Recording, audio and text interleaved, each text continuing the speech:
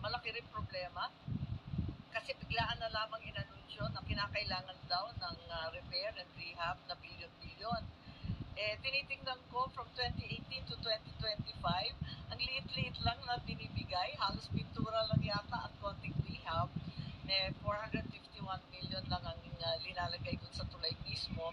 At yung inaakala namin pag-repair ng ating tulay, 4 point, at ba yun?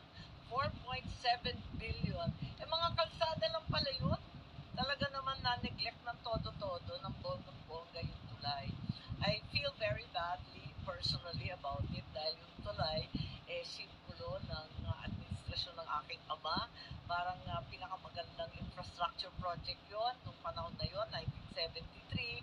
At yun nga, pinag-ugnay ang dalawang lalawigan, dalawang isla, at pinag-abot ang mga tao at mga magsasaka.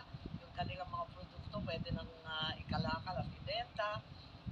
Biglang napabayaan pala ng todo-todo, ilang taon, mga rine-repair lamang yung mga kalsa-kalsada. Alam naman natin, mas